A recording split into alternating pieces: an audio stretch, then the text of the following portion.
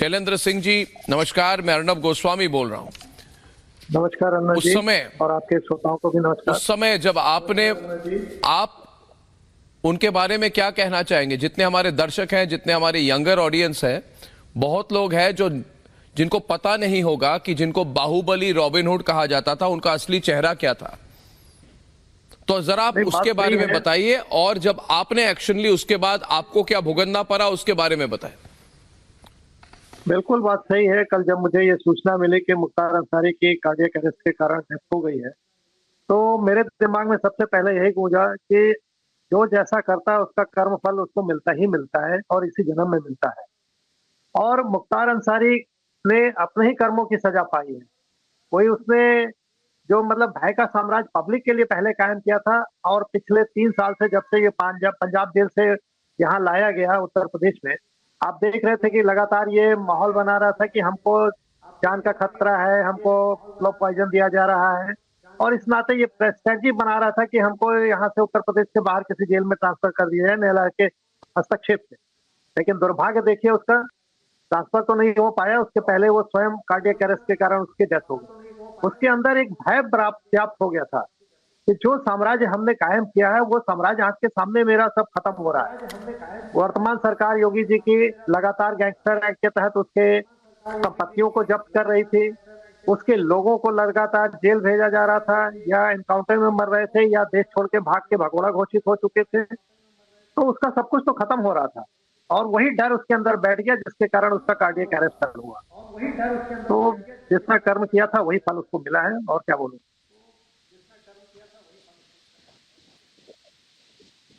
शैलेंद्र जी, जब आपने उनको अरेस्ट की उस समय क्या रिस्पॉन्स था? मतलब पॉलिटिशियंस की सपोर्ट थी उनको?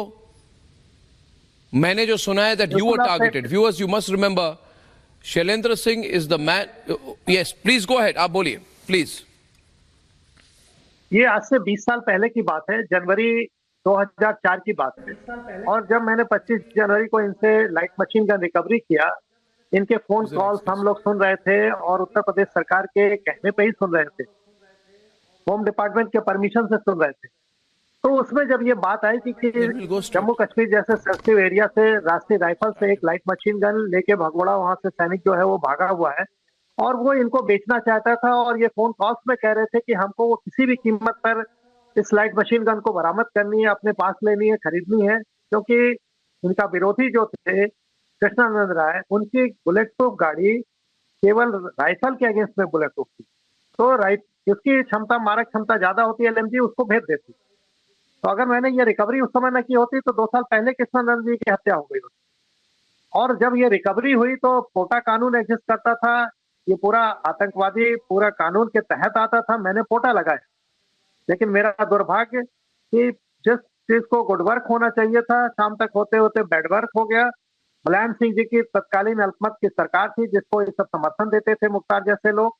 और उन लोगों ने, सरकार ने पूरा ये डिसीजन लिया कि नहीं, मुख्तार अंसारी को किसी भी कीमत पर बचाना है, और मुझ पर दबाव बनाया जाने लगा कि आप गुड एवरीवन। कोटा कानून हटाइए, आप इसका नाम हटाइए। और जब मैं नहीं सहमत हुआ तो फाइनली मुझे 15 दिन बाद रिकवरी के ही अपना इस्तीफा देके बाहर आना पड़ा।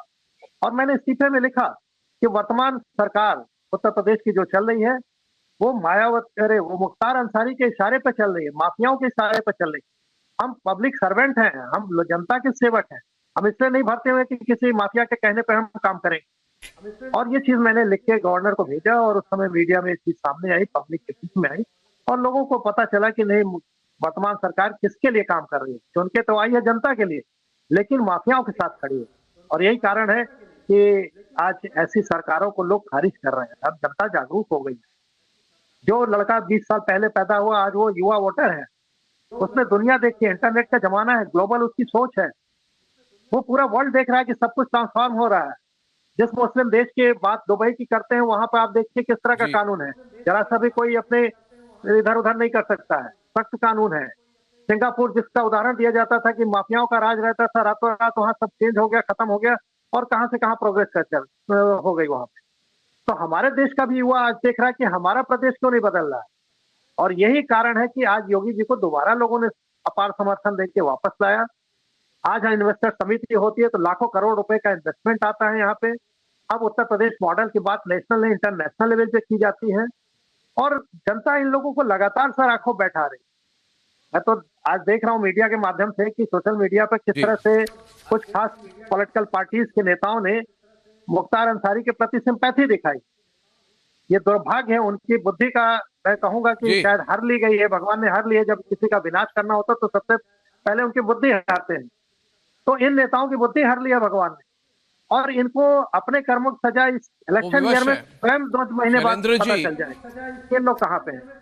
जी नहीं, वो ये बात तो राजनीतिक होगी, मगर मैं ये कहूंगा अंत में कि जिन राजनीतिक दलों को आज भी जो विवश हैं मुख्तार अंसारी को समर्थन करने के लिए, आतिक अहमद जैसे गैंगस्टर्स का समर्थन करने के लिए विवश है, क्योंकि इनकी कंपल्शन है, इन्होंने काम किया ऐसे लोगों के साथ। शैलेंद्र सिंह, मेनी थैंक्स, बहुत बहुत धन्यवाद।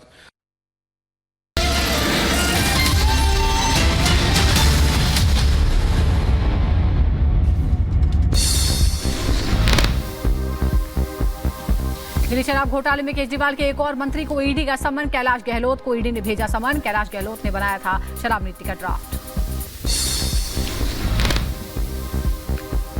केंद्रीय मंत्री नितिन गडकरी ने नागपुर में किया रोड शो। भारी संख्या में जुटे समर्थक। तो वहीं नागपुर से लोकसभा उम्मीदवार हैं नितिन।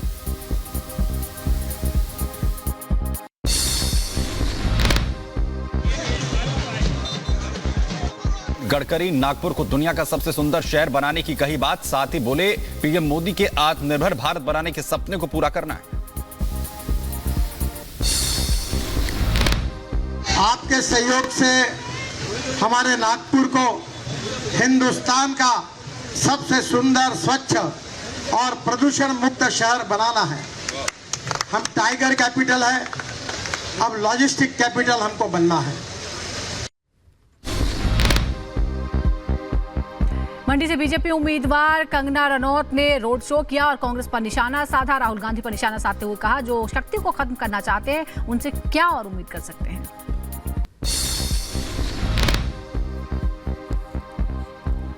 इधर पप्पू यादव ने पूर्णिया से चुनाव लड़ने का ऐलान कर दिया है। 2 अप्रैल को पूर्णिया सीट से करेंगे नामांकन। तारीख को आप पूर्णिया की जनता की भावनाओं के अनुकूल कांग्रेस की झंडा पूर्णिया की धरती पर फहराए जाएंगे।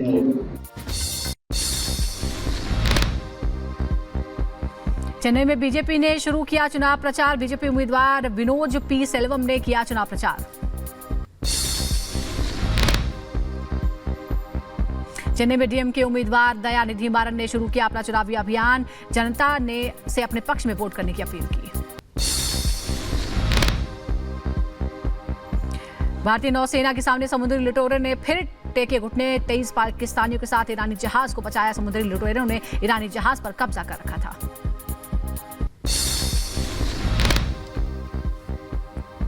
राष्ट्रपति भवन में